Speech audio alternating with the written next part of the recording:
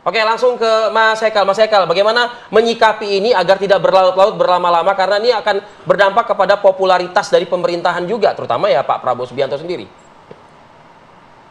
Baik, jadi pertama mungkin saya harus sampaikan ya, harusnya sih insya Allah rakyat mendukung ini, karena eh, selama ini kita ini kan sering ngadepin situasi setiap tahun di DPR ini suka jadi omongan, ini APBN-nya copy paste terus ini, cuman ditambahin berapa persen, tambahin berapa persen. Nah, kalau hari ini Pak Prabowo benar-benar berharap dengan pemangkasan ini, kalaupun ini kita harus buat program-program yang benar-benar dirasakan manfaatnya oleh rakyat. Jadi ini kan bagian dari apa yang beliau sudah kampanyekan, sekarang sedang dieksekusi. Nah, rakyat sudah memilih beliau, bahkan tingkat kepercayaannya setelah 100 hari malah sangat tinggi. Jadi mudah-mudahan beliau tidak akan mengecewakan. Kalau bicara kapan cepat atau tidaknya ini, memang hari ini kan pemangkasan 306 ini baru disampaikan ke masing-masing kementerian, dan masing-masing kementerian harus melapor ke DPR untuk minta persetujuan di masing-masing komisi. Itu tanggal 14 rencananya udah harus selesai.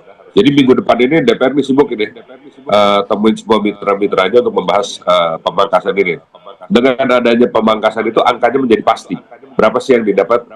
Nah, itu baru bisa didistribusikan ulang oleh pemerintah. Dalam hal ini kita juga sudah bicara dengan timnya Pak Prabowo. Kita juga berharap itu bisa dilakukan secepat mungkin supaya tidak ada kebolongan yang cukup berkepanjangan. Takut itu mengganggu perputaran uang di masyarakat dan di perekonomian. Tapi kan bapak-bapak dan ibu-ibu seluruh rakyat juga udah lihat dalam 100 hari pertama ini udah banyak sekali yang dilakukan Pak Prabowo. Pak Prabowo orangnya kan nggak banyak ngoceh dulu terus baru kerja belakangan. Beliau banyak kerja dulu, terus ya ambil contoh lah, kita aja sebagai kader Gerindra, waktu beliau dilantik tiba-tiba ada mobil kenegaraan baru, mobil kepresidenan baru, kita aja nggak ngerti. Nah, terus action beliau ini seringnya action gitu kan. Baru Pak Menlu dikirim berangkat suruh daftar ke BRICS. Nah, begitu-begitu memang buat sebagian rakyat kelihatannya agak mengagetkan gitu kan. Tapi pada saat kayak kemarin saya baru ada diskusi juga, sebetulnya semua yang beliau lakukan masih sejalan dengan asta citanya beliau, masih sejalan dengan 17 program prioritasnya, dengan 8 program quick wins-nya. Jadi sebenarnya kalau kita pelajari itu dengan benar, yang dia lakukan, yang Pak Presiden lakukan, semuanya sejalan, sebenarnya nggak ada yang kaget-kagetan. Nah, hari ini kita tahu lah kalau ada perubahan yang signifikan seperti ini, apalagi di urusan pembelanjaan rutin, ya mungkin ada yang tidak happy, tapi insya Allah kedepannya harusnya rakyat happy, karena semua uang ini mau dialihkan untuk kepentingan rakyat. Harusnya rakyat happy ya, Mas Hekal ya. Tapi mungkin Mas Tauhid bisa ngejelasin. Tadi ada disebutkan soal distribusi ulang. Nah, sejauh mana pemerintah ini bisa menjamin tadi masyarakat akan happy, pelayanan publik tidak terganggu, daya beli masyarakat tidak anjlok? Ya, saya kira begini, soal distribusi ulang tentu akan ada perbedaan ya. Karena kan visi misi presiden sebelumnya dengan sekarang ini berbeda begitu. Tentu tidak akan sama begitu ya.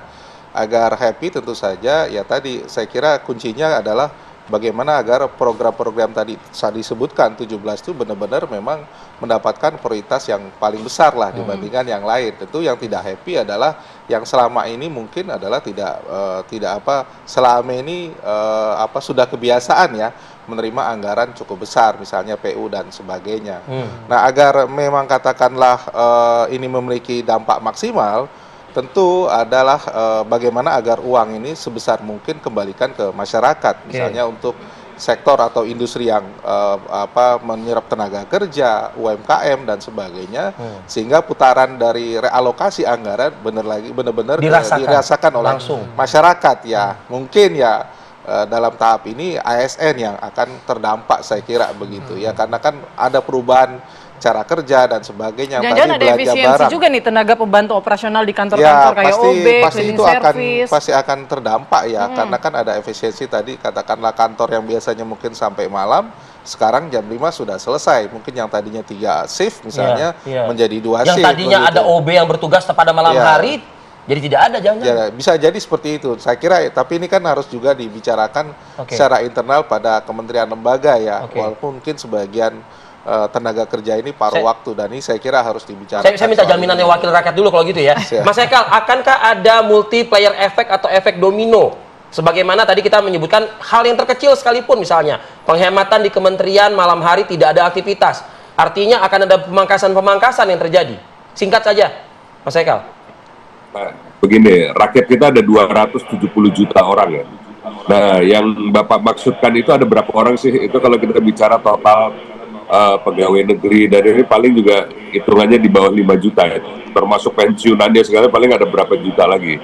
Jadi yang kita mau fokuskan ini tentu yang 270 juta orang yang harus jadi beban negara untuk bisa mensejahterakan gitu kan. Nah, memang nggak akan semua, pasti ada orang yang merasakan, oh tadi saya dapat uang lembur lebih, sekarang jadi nggak ada uang lembur lebih. Tapi secara keseluruhan, kalau kita bicara nasional, kan kita harus bicara keseluruhan. Kita mau jauh lebih banyak orang yang merasakan benefit. Nah, untuk yang kecil-kecil ini kan kita bisa carikan nanti solusinya. Misalnya kegiatannya harus kita artinya bikin tidak kegiatan dilupakan baru ya, Mas gitu Haikal, ya. ya? Insya Allah kita nggak lupakan, tapi yang jelas kita prioritaskan adalah rakyat Indonesia ini. Oke. Mas Nyarwi, Ya, saya lihat susah untuk membuat semua happy.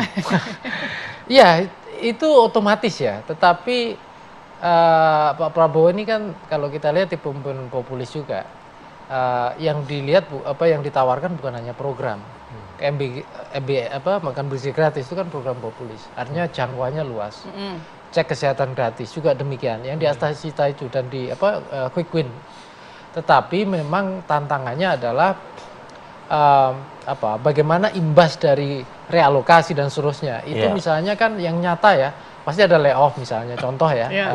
Nah, hal yang seperti ini mungkin jumlahnya sedikit, saya setuju dengan Mas Haikal, tapi dari sisi persentase. Tapi dari sisi isu, itu kan biasanya akan ramai yang seperti Gorengannya luar biasa ini. Ya, maksud saya ini.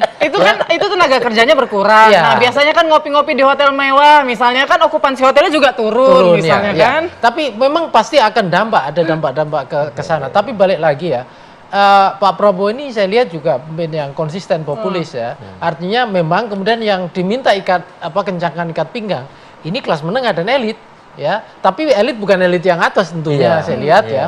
Karena kan kalau kita lihat kondisi yang seperti ini tentu ini tantangan kedepannya ya.